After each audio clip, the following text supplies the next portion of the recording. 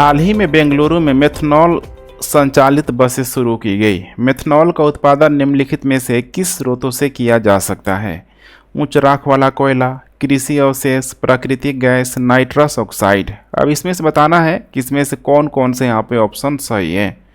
तो पहला देख पा रहे हैं केवल 1, 2, 3 है, उसी तरीके से ए बी सी डी। ठीक है, इसमें मैं बता दूं कि जो करेक्ट उत्तर हो जाएगा यहाँ पे ए हो जाएगा। ए इसका मतलब उच्च राख वाला कोयला कृषि अवशेषों से प्राप्त किया जा सकता है, प्राकृतिक गैसों से प्राप्त किया यहाँ पे जा सकता है। ठीक है, नाइट्रस ऑक्साइड इसमें यहाँ पे नहीं होगा। मेथनॉल देखा जाए तो एक निम्न कार्बन हाइड्रोजन वाहक ईंधन है। इसका जो उत्पादन है उच्च राख वाला जो कोयला हो गया, कृषि अवशेष हो गया, या फिर ताप विद्युत संयंत्रों से CO2 और प्राकृतिक गैसों के साथ किया जा सकता है। यह पेट्रोल और डीजल की तुलना में ऊर्जा सामग्री में थोड़ा सा ध्यान रखिएगा कम है। इसके हम लोग उपयोग की बात करें तो हम लोग चाहें यहाँ पे परिवहन के क्षेत्रों की बात कर लें, जैसे कि सड़क हो गया, रेल हो गया, या फिर ठीक है समुद्री जो भी यहाँ पे परिवहन है उसमें यूज किया जा सकता है। या फिर यहाँ पे ऊर्जा के क्षेत्रों में भी इसका प्रयोग किया जा सकता है, जैसे कि बॉयलर में डीजल हो गया, जनरेटर सेट में। इसके अलावा इसका प्रयोग खाना बनाने में भी यहाँ पे किया जा सकता है। हाल ही में डेनमार्क विदेशों से आयातित कार्बन डाइऑक्साइड को समाप्त करने वाला पहला देश बना। ऐसा किस परियोजना के तहत किया गया? Me eco, you eco, transition network, हरे रंग की चमकदार छाया, उपयुक्त में से एक से अधिक, उपरोक्त में से कोई नहीं। इसका करेक्ट उत्तर हो जाएगा यहाँ पे उपरोक्त में से कोई नहीं, अर्थात इसमें से कोई भी ऑप्शन करेक्ट नहीं है। डेनमार्क अपनी ग्रीन सैंड परियोजना के तहत, उस परियोजना का नाम क्या है? ग्रीन सैंड परियोजना, जिसमें डेनमार्क विदेशों से आयातित कार्बन डाइऑक्साइड को समाप्त करने वाला पहला देश बन गया। किसके तहत? ग्रीन सैंड परियोजना के तहत विदेशों से आयातित कार्बन डाइऑक्साइड को ख़त्म करने वाला दुनिया का पहला देश डेनमार्क बन गया है। इसने उत्तरी सागर के 1800 मीटर नीचे कार्बन डाइऑक्साइड जमा किया है, और इस परियोजना को जो लक्ष्य है 2030 तक प्रति वर्ष 8 मिलियन टन CO2 का भंडारण करना। अब हम लोग डेनमार्क की बात कर ले तो यहीं पे देख पा रहे हैं, ठीक है, एक छोटा सा कंट्री है, यहीं पे आपको नॉर्थ सी वगैरह देखने के लिए मिल जाएगा। ठीक है, तो यहाँ पे ध्यान रखिएगा डेनमार्क। प्रस्तावित अंतर्राष्ट्रीय बिग कैट महागठबंधन के तहत निम्नलिखित में से कौन से जानवर शामिल किया गया है? बिग कैट यहाँ पे जैसे कि पूरा समूह है यहाँ पे, ठीक है। बिग कैट का लगभग मेरे ख्याल से 7 के आसपास है। इसमें देख पा रहे हैं प्यूमा है, जैगुआर है, चीता है। सही विकल्प का चयन करें। तो तीनों का तीनों जो यहाँ पे दिया हुआ है ऑप्शन, तीनों के तीनों यहाँ पे बिग कैट महागठबंधन में, ठीक है, इनको शामिल किया गया है। इसीलिए करेक्ट उत्तर हो जाएगा उपरोक्त में से एक से अधिक। यहाँ पे 1, 2, 3 तीनों का तीनों यहाँ पे करेक्ट ऑप्शन होगा। अभी ध्यान रखिएगा, भारत ने बिग कैट की रक्षा के लिए अपने नेतृत्व में अंतर्राष्ट्रीय बिग कैट अलायंस लॉन्च करने का प्रस्ताव दिया है। अब इसमें जो कवर किया गया जो जानवर है, खासकर यहाँ पे 7 बड़ी बिल्लियों के नाम से जाना जाता है। इसका नाम आप लोग जरूर ध्यान में रख के चलिएगा, जैसे कि बाघ, शेर, तेंदुआ, इसके अलावा हिम तेंदुआ, प्यूमा,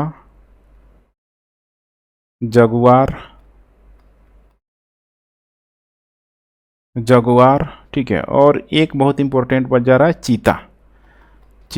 ठीक है, ध्यान रखिएगा, भारत दुनिया का एकमात्र ऐसा देश है जहां जंगलों में अगर देखा जाए, ठीक है, तो बाघ हो गया, शेर हो गया, तेंदुआ, हिम तेंदुआ, चीता, ठीक है, सब आपको देखने के लिए मिल जाएगा।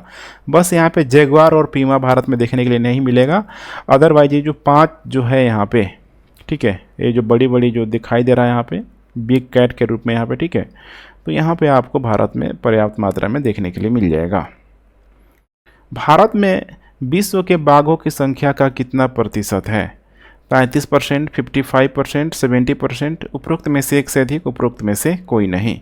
इसका करेक्ट उत्तर हो जाएगा सी, 70%। बाघों की जो आबादी है 2018 की जनगणना के अनुसार लगभग देखा जाए तो 2967, ध्यान रखिएगा 2900 जो 67 दुनिया की बाघों की आबादी का देखा जाए भारत में तो 70% है। कितना है संख्या? 2968 के आसपास। एशियाई शेरों की जो आबादी है 2020 की जो जनगणना के अनुसार देखा जाए, एशियाई शेर, ध्यान रखिएगा एशियाई शेर की मैं बात कर रहा हूँ, ठीक है, इसमें हो जाएगा टोटल 674।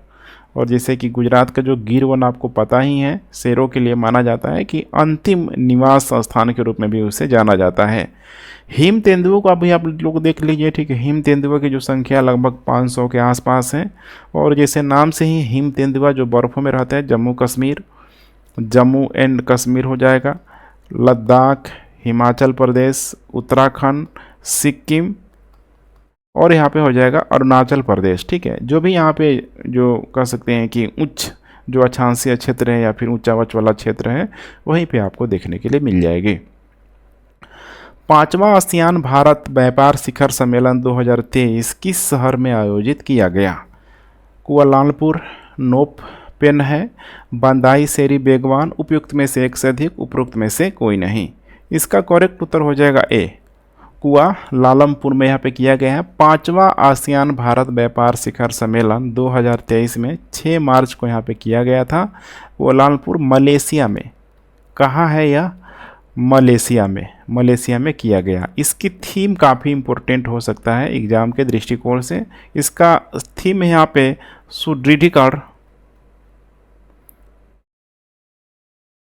सुदृढ़ीकरण और आगे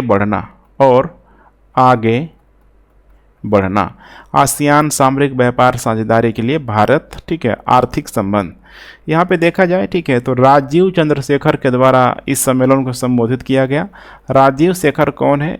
इन्हें भी आप लोग जान लीजिए। राजीव शेखर यह भारत के केंद्रीय इलेक्ट्रॉनिक्स और सूचना प्रौद्योगिकी राज्य मंत्री और केंद्रीय कौशल विकास और उद्यमिता राज्य मंत्री हैं, जिनका नाम है राजीव शेखर।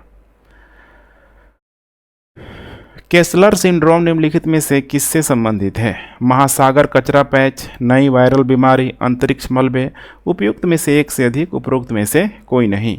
इसका करेक्ट उत्तर हो जाएगा यहाँ पे सी, अंतरिक्ष मलबे।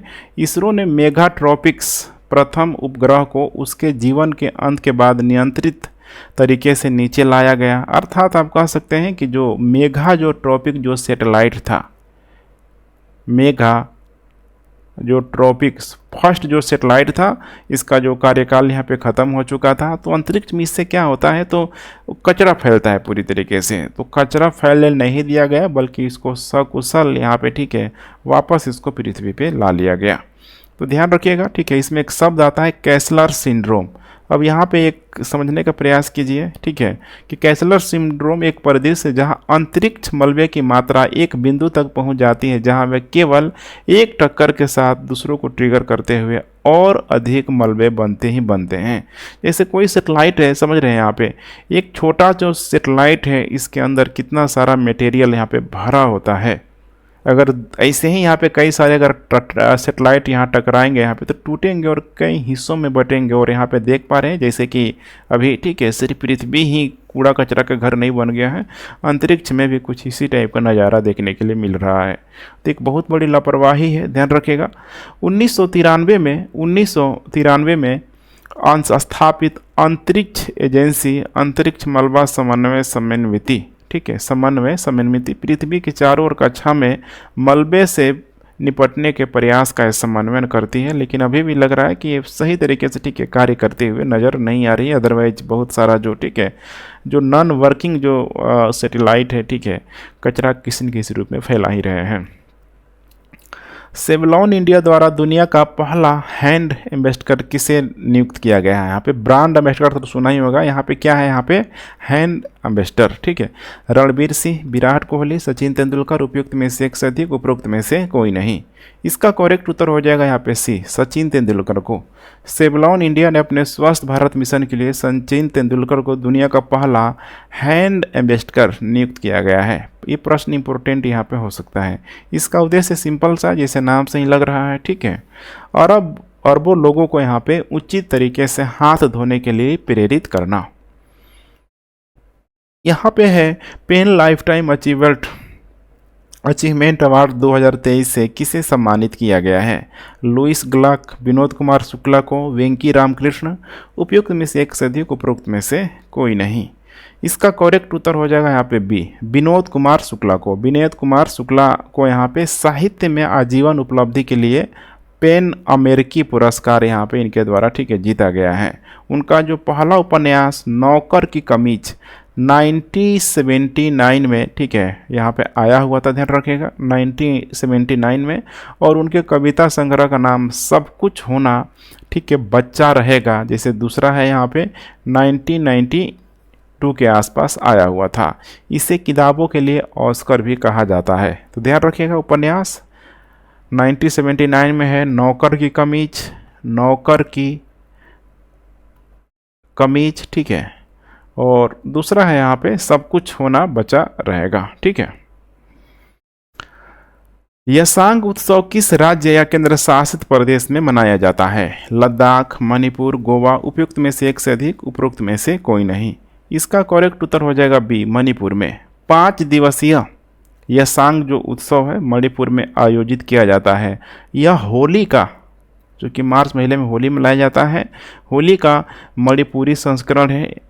वे थबला चोंगबा का प्रदर्शन करते हैं। यह मैती जनजाति का मणिपुरी लोक नृत्य है। तो अभी मणिपुर में जो, ठीक है, हिंसा का दौर जो चला ही देख पा रहे हैं यहाँ पे, ठीक है, कितने लोग मारे गए। तो ये प्रश्न इंपोर्टेंट यहाँ पे हो सकता है, ठीक है। और ये मनाया किसके जाता है यहाँ पे? तो मैतेई जनजाति के द्वारा, मैतेई जनजाति के द्वारा मनाया जाता है यहाँ पे, ठीक है।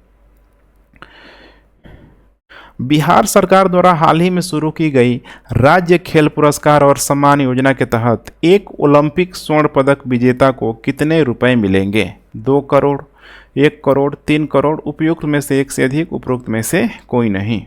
बिहार सरकार ने देखिए हाल ही में खिलाड़ियों को सम्मानित करने के लिए कुछ योजनाएं तैयार की है।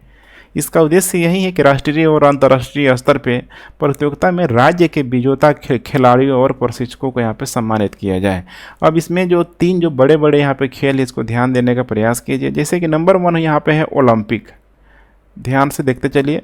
ओलंपिक यहाँ पे मैं लिख दे रहा हूँ गोल्ड, उसके बाद सिल्वर, उसके बाद यहाँ पे ब्रॉन्ज। जैसे ओलंपिक में अगर बिहार का कोई खिलाड़ी अगर स्वर्ण जीतता है तो उसको 2 करोड़ मिलेगा, 2 करोड़। वहीं अगर सिल्वर जीतता है तो 1.5 करोड़, ब्रॉन्ज लाता है तो उसको 1 करोड़ यहाँ पे मिलेगा।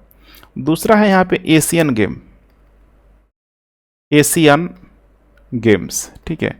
एशियन गेम्स में अगर कोई गोल्ड जीतता है तो उसको 1.5 करोड़, अगर कोई सिल्वर जीतता है तो उसको मिलेगा 1 करोड़, 1 करोड़। और यहाँ पे ब्रॉन्ज जीता है तो उसको मिलेगा यहाँ पे 75 लाख, 75 लाख। तीसरा यहाँ पे हो जाएगा एशियन चैंपियनशिप, एशियन चैंपियनशिप। इसमें अगर कोई बिहार के खिलाड़ी गोल्ड जीतता है तो मिलेगा उसको 75 लाख। इसके अलावा सिल्वर जीतता है तो 50 लाख, और ब्रॉन्ज जीता है तो मिलेगा उसको 30 लाख, ठीक है। तो ये डेटा याद रखिएगा, खासकर ओलंपिक और एशियन का जरूर याद रखिएगा। बीपीएससी में ऐसे प्रश्नों को पूछे जाने की संभावना बनी रहती है। भारत का पहला भूवैज्ञानिक पार्क किस जिले में स्थापित किया जाएगा? धारवाड़, धनबाद, जबलपुर। उपरोक्त में से एक से अधिक, उपरोक्त में से कोई नहीं। इसका करेक्ट उत्तर हो जाएगा सी, जबलपुर में। भारतीय भूवैज्ञानिक सर्वेक्षण ने मध्य प्रदेश में भारत के पहले भू पार्क की स्थापना को मंजूरी दे दी है। इसका जो स्थान होगा नर्मदा नदी के तट पर एक गांव है, जिस गांव का नाम है लम्हेटा गांव, लम्हेटा गांव, ठीक है, लम्हेटा गांव, जो कि जबलपुर मध्य प्रदेश में पड़ता है। इसका उद्देश्य यही है कि भूवैज्ञानिक विरासत का संरक्षण और उसका किस तरीके से उपयोग किया जाए, उसी को ध्यान में रख के यहाँ पे किया जाता है। वहीं पे कुछ और चीज़ों को आपको जानना काफ़ी इम्पोर्टेंट है, जहाँ से डायनासोर के यहाँ पे जीवाश्म मिला हुआ है। ठीक है, सोर के यहाँ पे जो जीवाश्म मिला हुआ है, जैसे कि ये वही क्षेत्र है, लगभग देखेंगे नर्मदा नदी घाटी में भेड़ा घाट, लमेटा घाट, ठीक है, जबलपुर के आसपास ही डायनासोर के जीवाश्म अवशेष भी मिला हुआ है। भारत के चुनाव आयोग ने किस शहर में वोट फेस्ट 2023 का शुभारंभ किया है? वोट फेस्ट 2023 का शुभारंभ किया हुआ है। बेंगलुरु, नई दिल्ली, मुंबई, उपयुक्त में से एक से अधिक, उपरोक्त में से कोई नहीं। इसका करेक्ट उत्तर हो जाएगा यहाँ पे ए, ध्यान रखिएगा ए। कर्नाटक में देखा जाए तो यहाँ पे मुख्य चुनाव आयुक्त और ईसीआई इलेक्शन कमीशन, ठीक है, ऑफ यहाँ पे जो इंडिया है, यहाँ पे उन लोगों के द्वारा यहाँ पे 10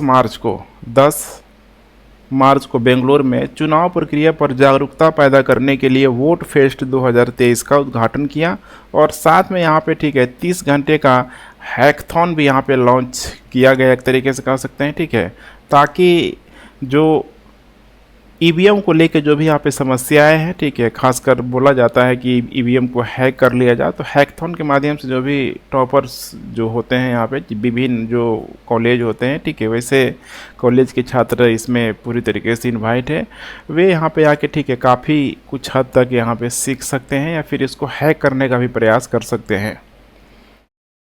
निम्नलिखित में से कौन सी भारत में सोने की खानें हैं? हट्टी खान, हीराबुद्दीन खान, खेचड़ी खान। सही विकल्प का चयन कीजिए। अब यहाँ पे देखना है, हट्टी खान की बात करें हम लोग तो यह कर्नाटक में स्थित है।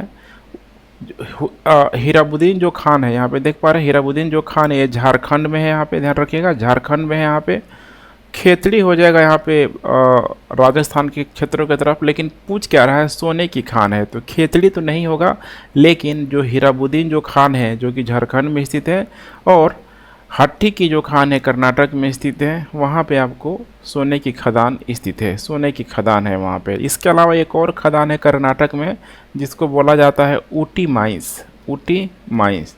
तो अभी वर्तमान में देखा जाए तो भारत में 3 जो सोने की खदान काफ़ी सक्रिय है, हट्टी खान, ऊटी माइंस और हो जाएगा हीराबुद्दीन की खान। भारत में सोने की वार्षिक जो खपत होती है 774 टन, इसी से अंदाज़ा आप लगा सकते हैं।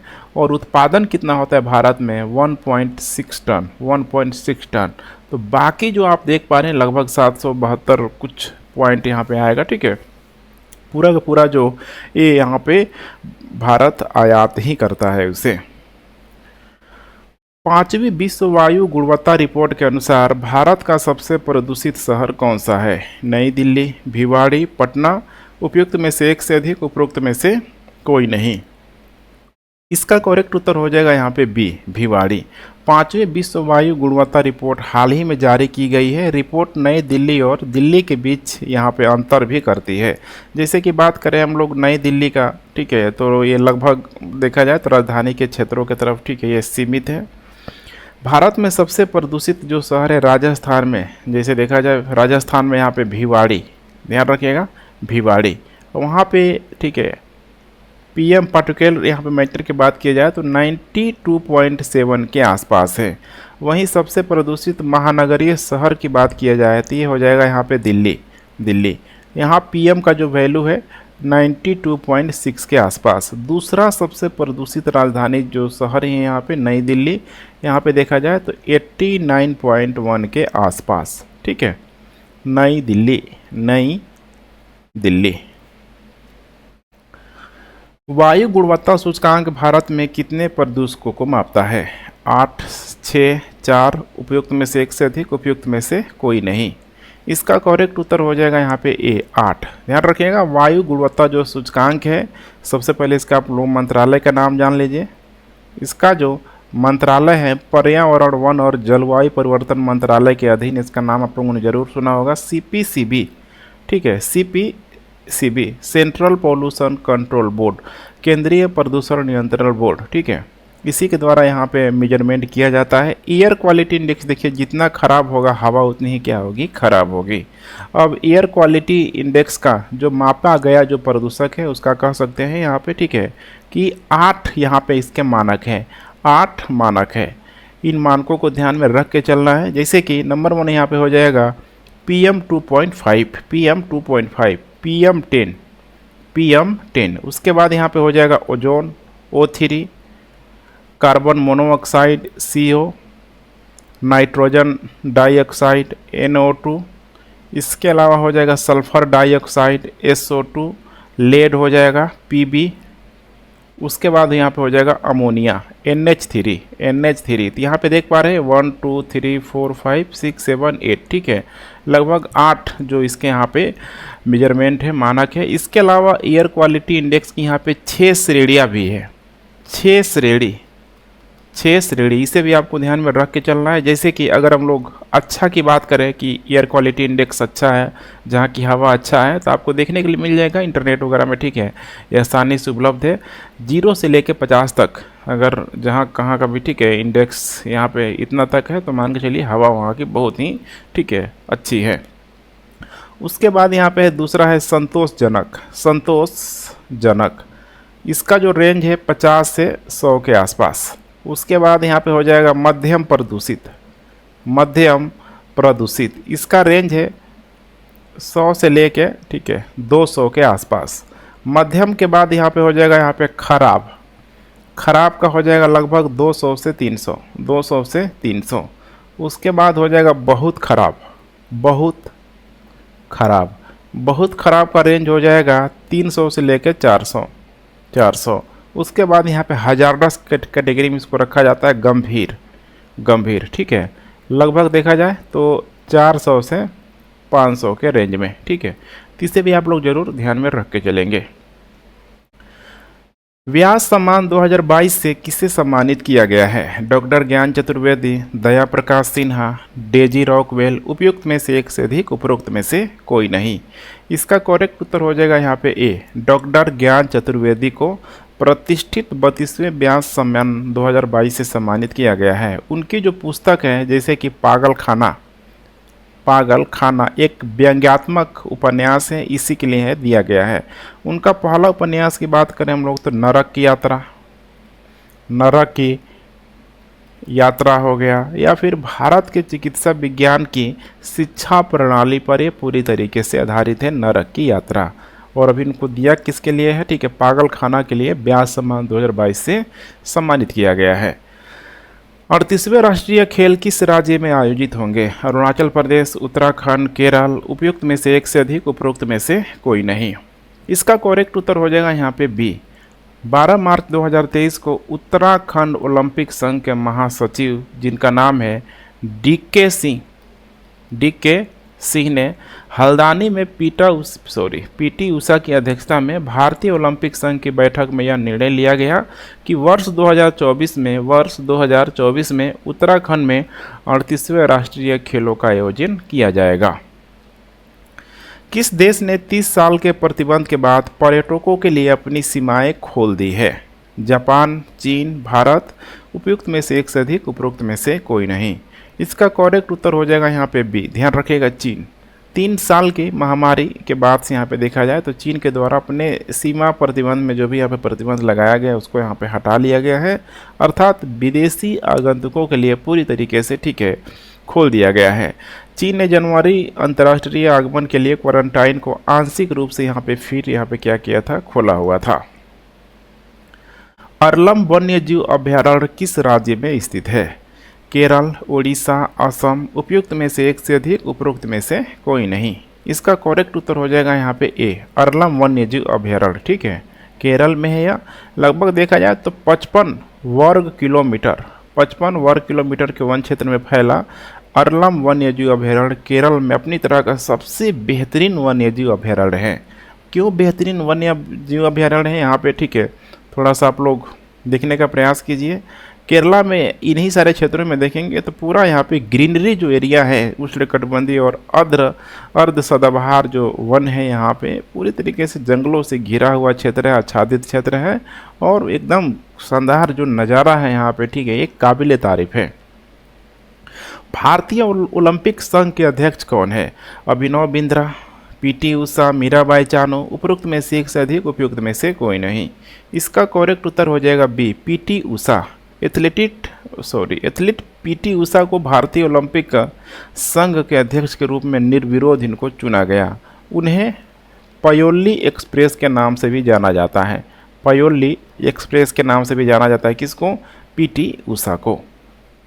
हाल ही में निम्नलिखित में से किस दल ने द्विदलीय संकल्प के माध्यम से मैकमोहन रेखा को भारत और चीन के बीच अंतर्राष्ट्रीय सीमा के रूप में मान्यता दी?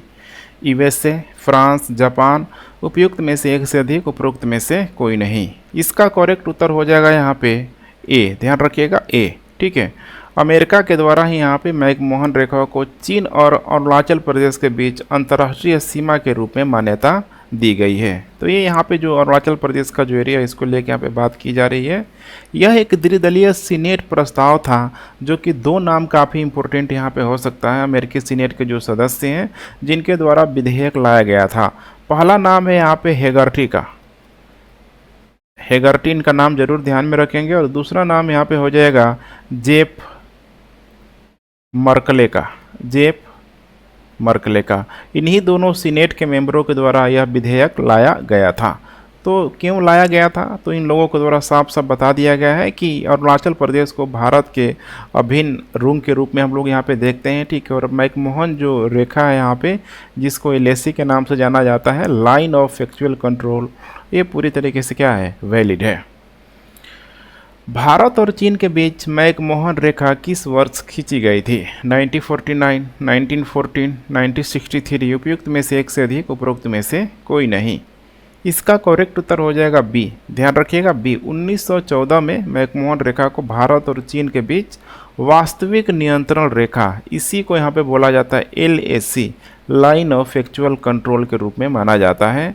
चीन मैकमोहन रेखा को स्वीकार नहीं करता है, खासकर जो सीमावर्ती इलाका है वैसे सारे क्षेत्रों को लेके एक हमेशा देखते होंगे आए दिन न्यूज़ में बना रहता है, विवादास्पद कैटेगरी के रूप में, ठीक है, चीन के द्वारा एक किया जाता है। एशिया का सबसे बड़ा ट्यूलिप गार्डन किस राज्य या केंद्र शासित प्रदेश में स्थित है? जम्मू और कश्मीर, उत्तराखंड, केरल, उपयुक्त में से एक से अधिक, उपरोक्त में से कोई नहीं। इसका करेक्ट उत्तर हो जाएगा यहाँ पे ए, जम्मू और कश्मीर में। एशिया का सबसे बड़ा ट्यूलिप जो गार्डन है 19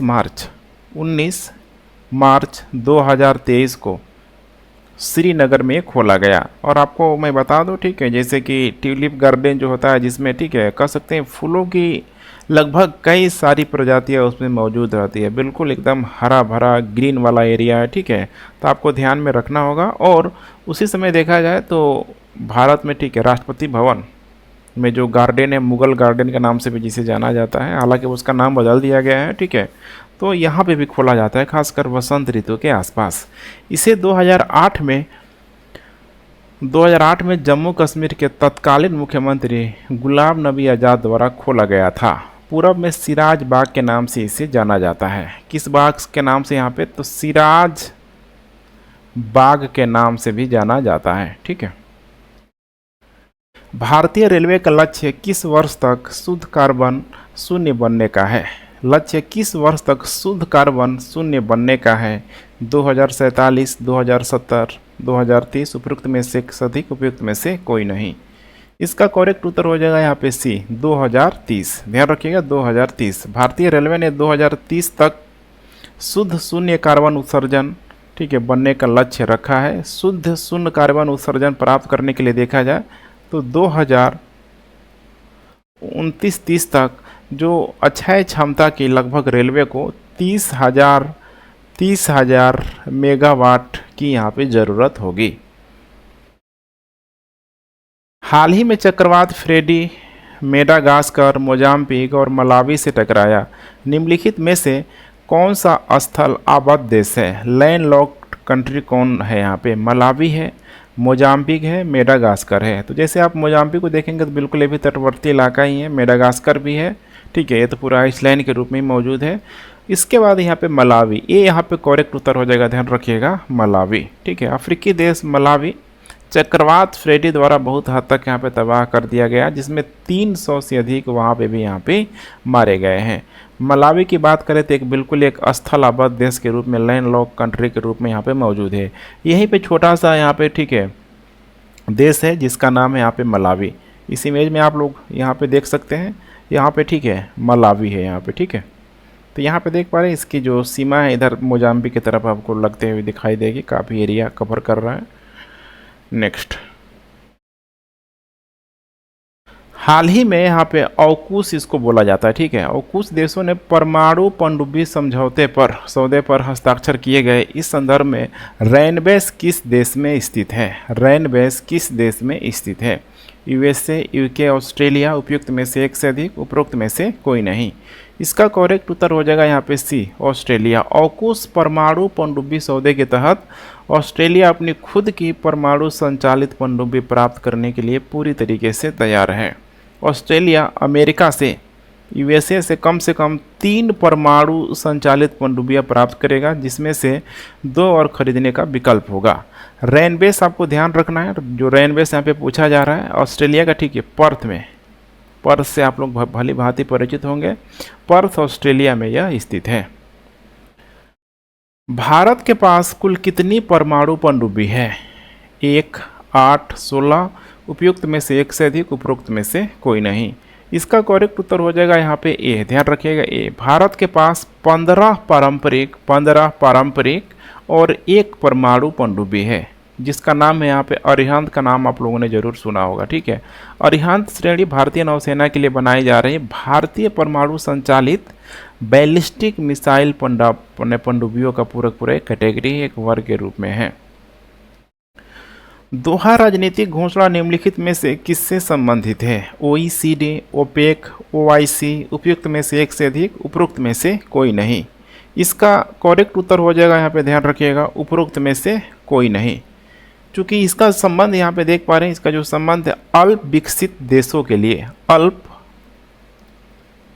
विकसित देश, लिस्ट डेवलपमेंट जो कंट्री है यहाँ पे, उनके लिए यहाँ पे 5वां संयुक्त राष्ट्र सम्मेलन दोहा राजनीतिक घोषणा को अपनाने के साथ संपन्न हुआ। इसकी जो यहाँ पे थीम है संभावना से समृद्धि की ओर, संभावना से समृद्धि की ओर। यह दोहा प्रोग्राम ऑफ एक्शन को लागू करने का आह्वान करता है।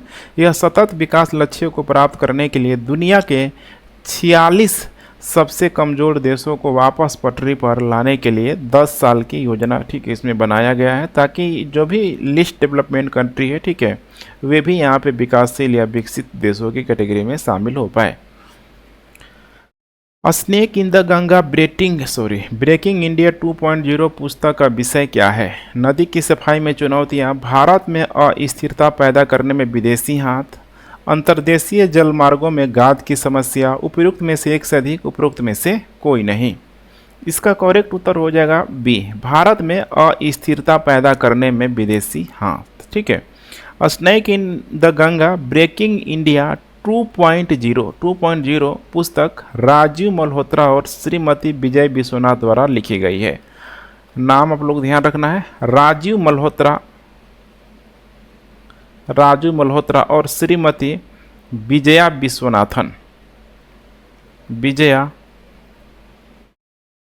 विश्वनाथन के द्वारा लिखी गई है। यह संयुक्त राज्य अमेरिका से भारत की राष्ट्रीय सुरक्षा के लिए विभिन्न खतरों पर प्रकाश डालता है, जिसे आमतौर पर औसत भारतीयों द्वारा एक बड़े जोखिम के रूप में नहीं माना जाता है। कुछ अमेरिका मीडिया यहीं से इम्पोर्टेंट बन जाता है। कुछ अमेरिकी जो मीडिया है, ठीक है, मीडिया आउटलेट्स, बुद्धिजीवियों, विश्वविद्यालय और राजनीतिक दलों ने विभाजन को भारत में अराजकता पैदा करने के एजेंडे को यहाँ पे बढ़ावा दिया है। तो इसीलिए इसका नाम रखा गया यहाँ पे स्नेक इन द गंगा। ऐसे समझिएगा, स्नेक इन द गंगा मतलब, ठीक है, गंगा को अपवित्र यहाँ पे किया जा रहा है भारत को। सेंट्रल बैंकिंग के अंतर्राष्ट्रीय प्रकाशन द्वारा governor of the year award 2023 से किसे सम्मानित किया गया है? शक्तिकांत दास, ई गैंग, जेरोमेल पावेल, उपयुक्त में से एक से अधिक, उपरोक्त में से कोई नहीं। इसका करेक्ट उत्तर हो जाएगा यहाँ पे ए, शक्तिकांत दास। शक्तिकांत दास को सेंट्रल बैंक द्वारा 2023 के लिए गवर्नर ऑफ द ईयर पुरस्कार दिया गया है। कोविड-19 के कठिन समय में देश के वित्तीय बाजारों को नियंत्रित करने के लिए उनके प्रयासों की अत्यधिक सराहना की गई, इसीलिए उनको ये पुरस्कार दिया गया।